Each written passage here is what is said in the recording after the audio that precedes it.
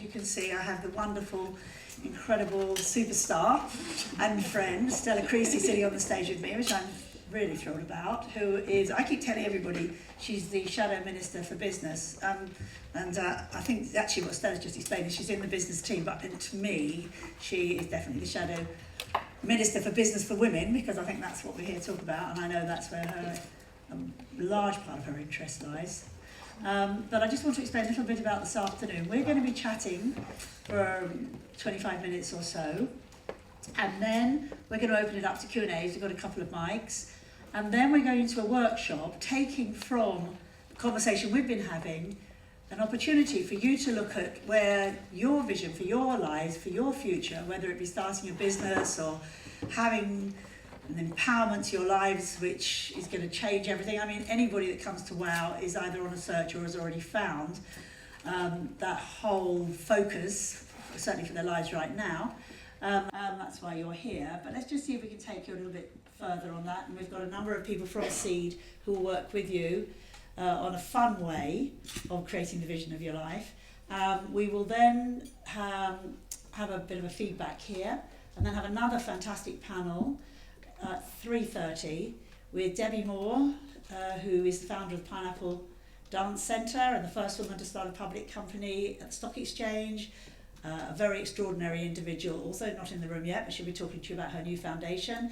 And Helen Humphrey, who is in the room, who started off literally as a 16-year-old from a council estate behind the counter at McDonald's and ended up as VP of the business, and is now working with social enterprise and a whole new way of looking at life, having done the corporate route. We will then have another workshop. So you may not be here for all of the afternoon, maybe some of it, but there's going to be a lot going on, and we are honestly here to serve you, to give you whatever information, support, and opportunity you would like to have in planting your seeds this afternoon and growing your life. So I'm going to explain to you a little bit about people in the room. Claire at the back there is a graphic recorder. She's going to be doing a beautiful illustration with words on all the things that are going on at the afternoon, which we will tweet out, or you can tweet. If you want to tweet from here, you can see at Seed for Women, our address is up there. We're filming it as well, and we might be asking you about how you want to plant your seeds today, if that's all right. And it's going to be a really interesting couple of hours, because we've been planning it for a while, and I hope that you feel as way we do, that this room in itself, a very beautiful room, is peaceful and will give you the opportunity, really, instead of rushing from one thing to another, that space, that meditative space, in fact, just to be and grow. So again, I'm going to come back to our fantastic guest, who is one of the busiest people I know. From you? Yeah, me. If for those of you who don't, I'm sure most of you do, if you don't follow Stella on Twitter, do. It is an extraordinary journey on a daily basis. And as I think you will have probably also know, she's had her own experiences with Twitter, which we're not here to talk about today, but may come up. We're really here to talk about her role now, a new role, in the whole world of business. But I was just mentioning to her before that Stella is not only a Labour MP, but she also represents the cooperative part, not the cooperative party, well, it is the cooperative party, which is part of the cooperative movement. And never mind what you read about the Co-op Bank and all the weird guys they put in there to run it recently and what they screwed up doing. But the actual cooperative movement, I believe, is a very feminine movement, because it's about collaboration, it's about relationships, it's about partnering, and it's very much what Seed is about. So I'm going to sort of start off by asking you, Stella, bringing that thought in, and the fact that women do relate and do things a different way, and in your vision as in your role currently, how do you see women in business? And what could we ask you to do for us when you're in power soon? That's going to help us get further. Well, thank you, Lynn, and thank you for inviting me this afternoon. They say that you can tell how important a politician is by how long it takes to organise to get them to turn up at something. So if you'd have had Theresa May here, probably would have taken 6 or 7 months.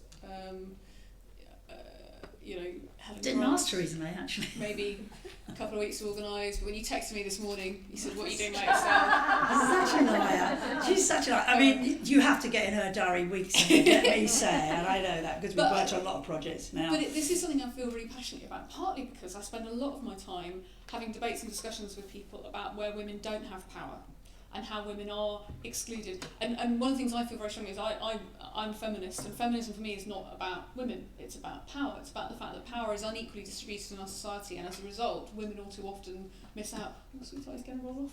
Oh my God. Sorry. And we see that not just in my workplace, but across the whole of our society, and particularly in our economy. And we see that when it comes to women in business. So, I mean, one of the arguments I've been having with people on a national level at the moment is about the numbers of women in positions of leadership in business, because actually it's just as low as it is in positions of leadership within politics, within academia, within the media, within the arts as well. And people always say to me, oh, well, come on, this is about quotas and tokenism. And you're like, well, hang on a minute. Countries that have made progress in terms of getting more women into business, more women into positions of leadership, are more prosperous and more successful. Why wouldn't you want to do this? If you had another measure that would actually make you a more prosperous, more successful company and more active, why wouldn't you want to do this? So I think one of the things for me, first and foremost, at a national level, is about what are the power balances that are stopping us from unlocking the talent and potential of women. Now, when it comes to women in business, there's some really interesting research about how actually, if we had as many women starting up businesses as men, we'd have 1 million more entrepreneurs in this country, which is a really interesting and and for me, in my role, then you start asking the questions about, well, why is that?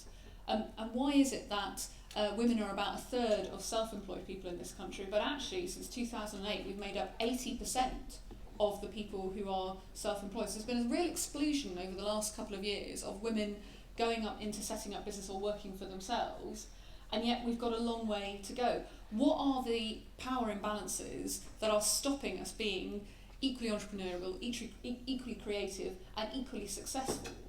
Now, I think some of those are social and cultural, but I also think some of those are about wanting to work in different ways, and how do we support those different ways of working. And I think you're absolutely right, Lynne, when you talk about co-ops and you talk about collaboration, because I think there is a lot of strong evidence. And one of the things I'm really proud of is that the Co-op Party is one of the few places in this country that has a female leader. So Karin Christiansen, who's an amazing, phenomenal woman, is the General Secretary of the Co-op Party, and I know she's as committed as I am to the idea that actually collaboration and creating more collaborative environments and more empowering environments is absolutely crucial to challenging that power imbalance that means that women all too often aren't getting the opportunities, aren't getting the promotions, aren't getting the support that they need.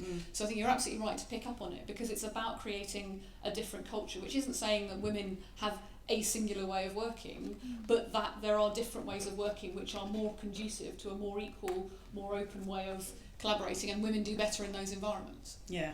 I mean, the fact is that we live in a very linear society, and nowhere more than in business. And our minds tend to work in more circular ways. As we know, we multitask and we work intuitively. And when we stay in that space, we can be as successful, and there's actually been some very important research that proves it, in business as the more linear approach. But how does that less linear approach then get taken seriously in business? And it really comes to changing the system, actually. Yeah, and one of the first things that I run a project called the Circular Firing Up Squad, which is about bringing women in different points in their lives. Yeah, I don't have much to do, so I thought I'd set myself up on the project. On the side. Because I felt very strongly that we needed to deal with two things. I think women are held back by a toxic combination of blatant and unconscious sexism and misogyny. Totally. But also that living and growing up in that world, we sometimes hold ourselves back. We sometimes don't have the confidence ourselves to bring ourselves forward. So the Circular Firing Up Squad project for me is about women coming together to support each other and be what I call cheerleaders. Now, people laugh when I talk about cheerleading, but the whole point about a cheerleading troop is that the troop works together to help the flyer, who is the person at the top of the pyramid, achieve the height that they can get to. Now, you can't do that if the flyer doesn't have the physical strength and capability to get there, but the way that they get there is through the collaboration and support of other people. And I think we need to do both. And one of the things I also think, when we do the Circular Firing Up Squad projects, I say to people is, look, you can't win, so stop trying. all the research tells us that women cannot win in the current environment and the way in which people see women in business. A Haile Minokamoto study, if you ever want to really depress yourself, go and read it. Because what it shows is that women showing exactly the same levels of capability, exactly the same traits in terms of leadership, get judged more harshly in the working environment. So we know that women are capable of leadership, but when they do it, we resent them doing it. And when they don't do it, then we don't see them as leaders. You cannot win in that environment. So my answer to all of that is stop trying to win in that environment, let's create a different one. Absolutely. Let's absolutely challenge those myths that are holding ourselves back. One of the things that drives me mad is the idea that we have to compete in a man's world.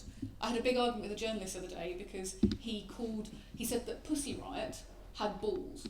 Oh. And I said, of all the campaigners that you would ever want to say had balls, because what you mean is they've got guts. They're strong, they're committed to what they're doing. Those kinds of frames of reference about what leadership looks like, what success looks like, don't just affect our political leadership, as I say, they don't just affect our media representations, they also affect our business environment. The way that we're going to challenge that is not, with the greatest respect to Melanie Griffith, about being working girl. It is about trying to find different ways of working that work for us and making the case that we will do better as a society as a result for doing that. You know, one of the things that really challenges me is that women in the UK are much less likely to get access to finance to start up a business than other women in other European nations. So we have to start asking ourselves, why is that? What are the expectations about women in business that we need to challenge that mean that we can unlock their creativity and their entrepreneurship? Because, as I say, if we don't, we will not be as prosperous and successful a society as we want to be, and that's going to affect everyone. Yeah. I mean, what is slowly being taken seriously is the fact that if enough women, and we are definitely moving in that direction, either become self-employed with their own small business or start a business where they're employing others, the critical mass of these small SMEs become a very, very large, serious economy. And the reason why so many women want to start their own businesses of any age is because of their disillusionment with the large corporate world, which they don't believe reflects their values, and also where they either have to become like men, they believe, to make good, or just don't go up the corporate ladder. So how many people in this room have either got their own small businesses, self-employed, would like to have their own businesses? Yeah, and that's a fantastic amount. I mean, my sums aren't that good, but that to me looks at least 70%, if not more. And that's, I think, getting bigger and bigger, and it goes alongside empowerment, it goes alongside feminism, it goes alongside community. So if we are saying this critical mass exists and is going to be even bigger, how do we get it taken seriously by government, by the powers to be, by the local communities, the councils and so on? While funding's being cut, let's say. Absolutely. Well, part of it is about empowerment. And what is empowerment? So people use the word empowerment all the time. For me, there are three factors to empowerment. First of all, it's about information. It's about actually what information are we giving women entrepreneurs about where they can get support, where they can get resources, where they can get finance, where they're getting feedback about whether their business plans work, for example. So what is there? Linked to that is advocacy. So actually, I don't think we should be asking people to do it on their own. That's for me why I'm a progressive, is because I think we work better together, and we've got to find new ways of working together. That is about the support networks. That's actually asking and saying, well, hang on a minute, when we see these imbalances and we know it's in everyone's interest to address them, what are we doing to support women entrepreneurs? I mean, that's why I'm such a big fan of what you're doing, because actually that collaborative environment where you get advice, where you get support, how do you challenge a bank manager who maybe doesn't see the spirit of what you're trying to do? How do we challenge some of those unconscious expectations? Frankly, I think in our contemporary society, we have more of a problem with unconscious expectations than we do with conscious expectations. In my line of work, when somebody tries to throw me out of a lift because I couldn't possibly be an MP because MPs aren't young women with blonde hair, I can take that on. When people don't think that women can talk about the economy or women can talk about business, but they don't actually say that, it's much harder to deal with. So dealing with those unconscious expectations is a challenge. And that's the third thing for me about redress, is about empowerment, is it also requires systems of redress. So we need your ideas and your help to identify where those multiple barriers are.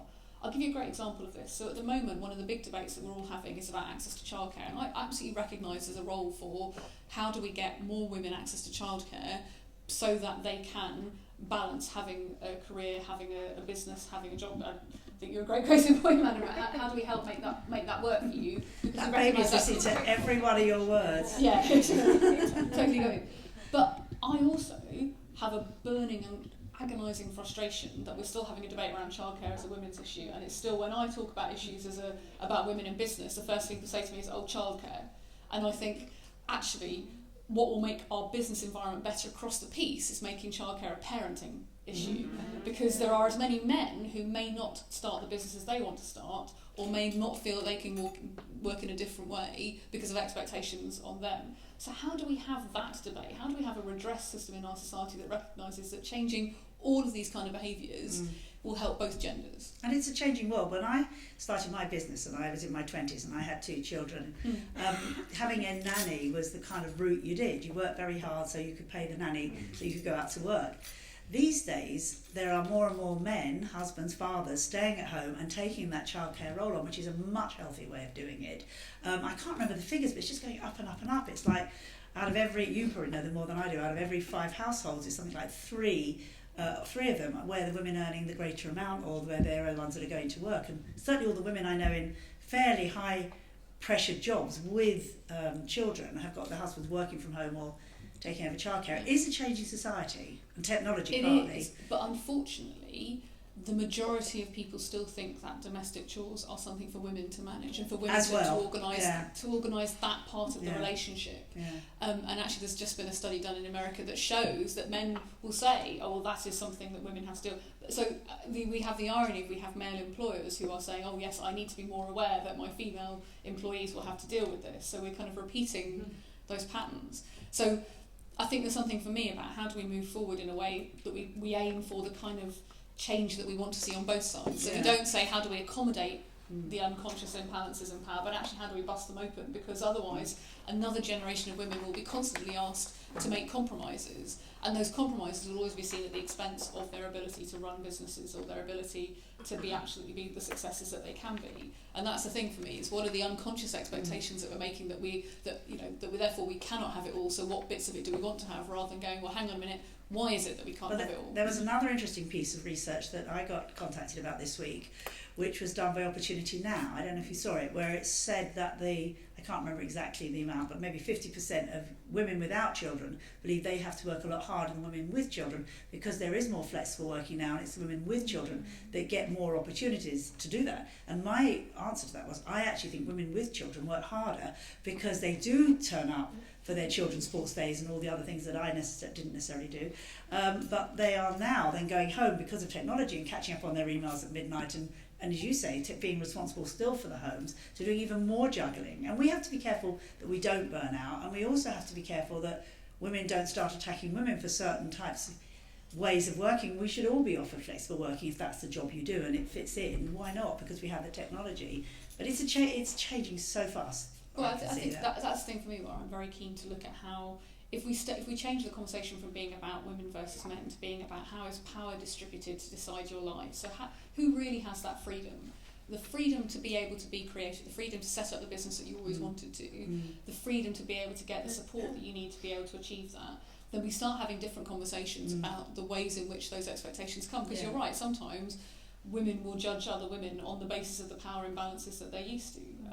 Hashtag Katie Hopkins. It's kind of I was in the jungle with Katie actually, Hopkins.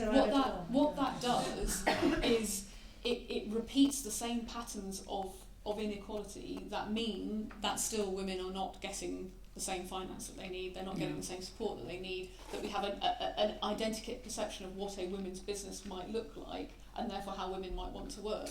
It's like in my job, I don't think one woman represents all women, and therefore I don't think there's one model for women in business, and I'm intensely frustrated again when I get asked to be the token woman on a panel and the token woman in a room. I don't see a token business, but what I do see is an environment that is looking for women to look a certain way and act a certain way, and for business to be about a certain way. If we're going to unlock 51% of the population's capacity to contribute to our economy, we have to work in a different way, clearly, because the way we're working right now isn't doing that. So the question for me to all of you is, what are the different ways of working that we need to be supporting, and we need to find ways of encouraging that will make it more likely that your businesses will be successful, because then we'll all benefit. That's absolutely right. And one of the conversations I've had this week with somebody who advises businesses, a man in fact, was that when you start a business, and I know this from my own experience, you're full of enthusiasm, full of passion, you put your energy in it, and then a little bit further down the line, it gets very lonely. And you've got the next challenges. Should you grow? Shouldn't you grow? How do you get the money? You know, and all the things that are necessary in building up a business. So that's why, for me, Seed is about collectively coming together and supporting each other. So I think, you know, these are the kind of non-linear answers to perhaps what could be done to support women more, creating the spaces where they can come together. When I first started with Seed, we had business links, regional development agencies, we had business advisors who were mostly retired bank managers who would, and I had the number of stories I would hear about women going to see them with their business plans and not being respected, not being taken seriously by guys who had never run a business and didn't. So we have a different system now. I don't even know what system we have anymore in terms of advice on how to do business plans. I guess the banks do it, and they don't know what they're doing. I mean, half the time, most of the time. So. Well, there's the Aspire Fund, which was set up a number of years ago. I think needs to be expanded. I think there is a genuine question when it comes to finance, because I know that finance is one of the top things that women entrepreneurs have come to me and said, look, there is a challenge about getting that initial funding. And you and I have talked about this, about whether it is that women are asking for the funding that they want to do everything they want to do, or whether they're minimising accordingly. Yeah. Some of that, I think, is about how we deal with our banking system as a whole. Our banking system, you know, hasn't had the greatest rep over the last 5-6 years, for good reason, because it lost sight along the way of what it was there to do. When we want a banking system that works, and we all want banks that work, then the question about how do you support small businesses, certainly for me, things like regional banks and being able to be more closely located and work more closely with businesses in an over-intensive process is part of that solution. I think within that, asking the rightful questions about, is our banking system reflective of the community that it serves, so it's more likely to get the ways in which that community wants to work, is a good question. And again, when we look at banking, it's not got a great reputation in terms of women in positions of leadership, diversity in terms of the sources that it works with. Or working together with community, which brings me back to, I started talking to you about the cooperative movement, but just to talk about social enterprise in general, because as we know, women are much more inclined to go into the area of social enterprise. The definition of what social enterprise is gets more and more confusing all the time because nobody really clearly knows. It's really, I think it's a social purpose business. I've been talking about what social enterprise is for at least 10 years, and every time I talk to another expert, it seems the definition changes. But what's your feeling about social enterprise in general? Because it's such a powerful movement. Absolutely, and it's one of the things that I've tried to promote in my local community. So I've worked very closely with a number of women entrepreneurs, actually, although it's not been consciously about women, to promote various models. So community interest companies, for example. We have a fantastic community interest company in Walthamstow that now runs our local swimming pool, which was threatened with closure after some of the local authority cuts. This woman has taken it over. Wow. It's now offering training. We now have a synchronised swimming group there, but she runs it as a business, and she's actually now starting to mentor other local entrepreneurs who want to be a CIC. There are models out there, and there are some good organisations helping people, but they're not particularly well known about the distinction between what is generic social enterprise, I think is what we're talking about, and actually there are certain ways of working in certain particular and even CICs, there's been quite a lot of negative feedback. You know, I know a lot of people have started CICs for different reasons because we all thought that was the new way forward, and people have been running and find they have a lot of issues as well. It's a changing world, but I think this whole idea of business contributing back to society, whether it be CSR, you know, corporate social responsibility in the big business, or whether it be people who start businesses partly because they want to contribute back, is a changing world. Things like barter and partnership marketing and all the areas, again, that I think women do very naturally are raising their head more and more, I'm glad to say, because we've been working on it for a long time. So maybe we should do something in Walthamstow, do some experiment. We should always do something in Walthamstow. It's always a principle that everyone should do. Walthamstow is the Sunnydale of feminist activism in this country. I wonder why. In fact, it was very interesting. When we were on the stage in Trafalgar Square for February the 14th, the rainiest day in history of womankind, for 1 Billion Rising, Stella turned up on the stage with Baroness Scotland and June Sarpon, who is the TV presenter, all connected to Walthamstow, and they came on and described themselves as, was it ETH? No. She's 17. She's 17. I think that's a brilliant one. We've got to use that one again. Because Baroness Scotland was born there. You're the MP for it, and I guess June was born there too. Yeah. A lot going on in Walthamstow, so we need to create some kind of initiative And where we can that's do new the things. question for me as a politician. Look, you don't want me to vet your business plans. You don't want me to try and run your business for you. But you do want me to be somebody thinking about how we create that supportive environment and how we actually, as I say, deal with some of those barriers, whether conscious or unconscious. In order to do that, we need your feedback. We need you to help us identify where those are occurring and the problems that you're facing. Again, I'll give you a great example of this.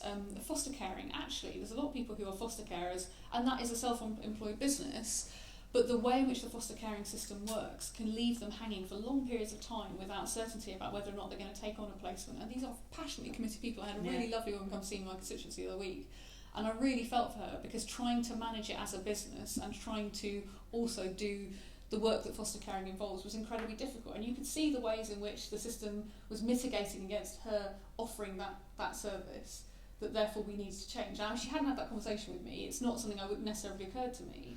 One of the things I think sometimes is that we don't have those forums for where do we hear about what's going on. I am actually going to have to bring, only because of time, not because we couldn't see it for hours more.